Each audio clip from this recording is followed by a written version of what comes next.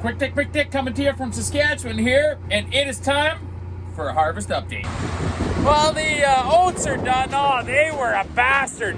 Laying right flat. We had to run the headers right on the ground. We got the peas done. Oh, they were an even bigger bastard, just laying down on the ground and dirty. Woo!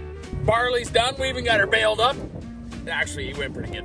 What we got left here now is wheat and canola, and we're taking the wheat off right now, and a lot of it's lodged like this. It's laying flat, and it's been a bit of a bastard to pick up, but we're getting it. And I figured, you know what? Best way to show you what I'm doing through the day harvesting wheat would be to bring you along for an episode that I want to refer to as Whappin' Wheat. So mornings usually start with everything parked, you know, and sometimes you're just parking because something grenaded on you last night, and in this case, it was a tire on the grain cart. So, trip to the tire shop, I guess. Professional. Oh, these are fun bastards to put back on. Super fun. We got her. Tires on. We're gonna crank tarps open, check some oils.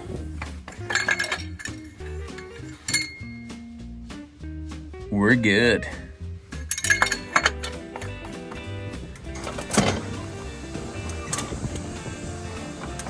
We'll warm these suckers up for the boys. They'll be coming in right away. Oh yeah, let's dance. While they're warming up, we just did a 50-hour service on everything, but every morning we give the knives just a little shot of grease in here, just 2 little pumps. Get the transport fleet ready to go here. Oh, morning, Duval. Okay, now obviously Blue Ball's missing, so we better go get him, right? Super Bees are still loaded from last night, so we'll get them kicked off here this morning. Oh, hey, Blue Ball. Go get old Danny fired up here. Oh, there we go. What a weapon. Oh, yeah. So once everything's warmed up, ready to go, trucks are empty, we're back out in the field here now, and Bob and Brian show up. They're the day shift combine drivers, and I'm talking, these guys are experienced veterans that have probably gone in reverse more in a combine than I ever have forwards. Yeah, so Brian, how many miles would you say you've driven a combine in reverse? Oh my goodness, a few. A few? Okay, a few. Yeah. Okay, Bob, how many miles have you drove a combine in reverse? Not very many. Not very many? Okay, mostly forward. To try to go ahead. Okay. It's dangerous to land your combine up if you can't see behind. No matter what direction these boys are moving, they know how to slay some acres. You want to see them do it? Sure you do.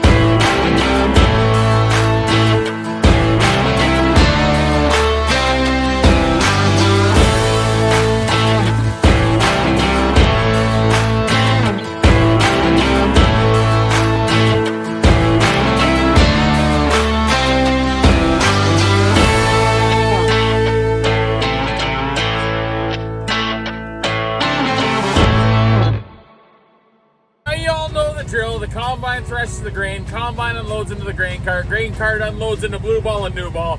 I bring New Ball and Blue Ball back to the vineyard, we unload them here, but we get a little more than just Brian and Bob running combines out here. After schools and weekends, we get some other help. Okay, Reds, how many miles have you drove a combine in reverse? Lots. Lots? You realize we're supposed to go forward, not backwards, right? I've been getting plugged up quite a bit. Oh, plugged up? Okay, well that makes sense, yeah. Yeah. And the young ones can whap some wheat too. Do you want to see how they do it? Sure you do.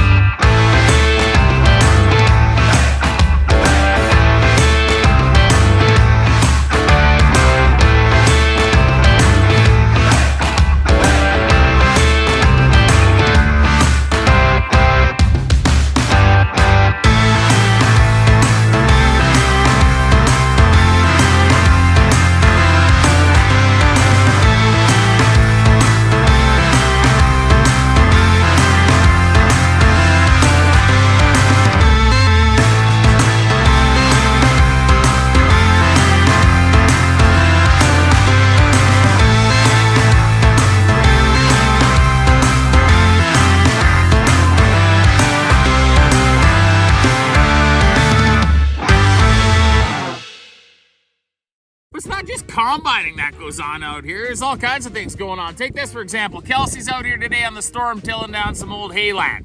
So Kelsey, how many miles have you drove a combine in reverse? 2 miles. 2 miles? 2 miles exactly? Yeah. You can tell he's a grader operator, eh? We got AJ out here hauling wheat bales that we made where the boys were combining wheat. So AJ, how many miles would you say you drove this tractor in reverse? A lot. A lot? A lot. And you got the biggest wheel of all that basically does everything out here. So Mark, like, what do you actually do here? Like, what do you do here? He hates being on camera. So see, it's not just me out here by myself. It takes an army of people working together to get a lot of this stuff done. And we're just out here trying to feed people. We're just out here trying to make some bushels to the acre. Bushels to the acre. You know, people always ask me, they're like, Quick Dick, what does an acre look like? Well, an acre is basically this box that I'm standing in here. It's 208 feet by 208 feet, giving you 43,560 square feet, inside of which we will grow anywhere between 60 to 80 bushels of wheat. So if you want to know what an acre looks like, this is what an acre looks like.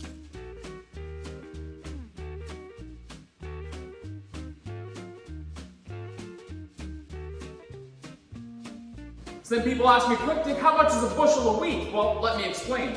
A bushel of wheat depends on the test weight of your wheat. Now, our wheat tested out at 65 pounds this year, so that means 65 pounds of wheat is equal to 1 bushel.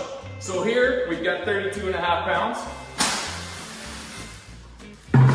And another 32.5 pounds. Giving us 65 pounds, which is 1 bushel of wheat. Or in simpler terms, it's a couple 5-gallon pails, or 20-liter pails if you're metric. Now, if you're like me and you eat whole wheat bread, with 1 bushel of wheat, we can make 90 loaves of whole wheat bread. But remember, on 1 acre of land, we were producing between 60 to 80 bushels. So let's say we were averaging 70 bushels of wheat on 1 acre of land. So for the people that say we soak our crops with chemical, it's just simply not true. Because if we take that 1 bushel of wheat, which was 2 20-liter pails, which takes us to 40 liters, is 1 bushel. And we grow 70 bushels on 1 acre. This is how much wheat we would grow on 1 acre of land. Now, we do first pass with our sprayer, which is in-crop herbicide, and we use about the volume of this can of beer. That helps protect our crop from weeds so we can achieve this 70 bushel yield. Then we do a second pass in-crop fungicide, again, the amount of a beer. That helps us control different funguses and disease that our plants are susceptible to. And then finally, we do a pre-harvest pass. What that does is it helps us kill off and dry down any weeds that are there, any green undergrowth that we've got. It saves us a pass on swathing, and it provides excellent perennial weed control for next year's crop. The rest of what you see coming out of these fancy sprayers that are out there working in the fields is just water. Sometimes it's 20 liters an acre, sometimes it's 40 liters an acre, depending on what you're putting down. It's not straight chemical. So we use that much chemical to grow this much wheat.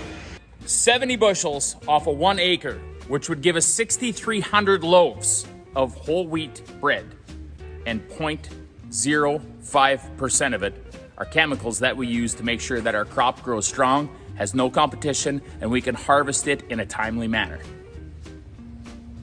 I think I'll have a beer. So follow me here. We have taken this 30,000 bushel bin and we have filled it full, which means inside of this bin, there is enough wheat for 2.7 million loaves of whole wheat bread. On a planet of 8 billion people, that's enough bread for 0.03% of the population to have 1 loaf of bread. That's why we use these advanced products with advanced technology to make sure that we're putting down as little as possible in the right spot to make sure that it does its job so that we can continue to grow as much food as we can, because we've got a lot of people to feed on this planet. So we're just out here trying to grow you some food. So when there's people out there saying that we're soaking your food in chemicals, you can tell them that they are full of baloney. The other thing that will really break your heart is this. Remember this bushel of wheat we were talking about earlier? We can get $7 for it right now if we truck it to the elevator. What's the price of whole wheat bread worth right now that we can get 90 of out of this? $2.50. So 90 times 250 is $225 versus the $7 that a farmer gets for it. So that means that when you buy a loaf of bread, 3% of the cost of that loaf of bread goes to the farmer. The rest of it, you guess. This is Quick Dick signing off, reminding you, if you look down your plate, have a look at what you eat. There's a good chance it came from a farmer that grew some wheat. Catch you next time.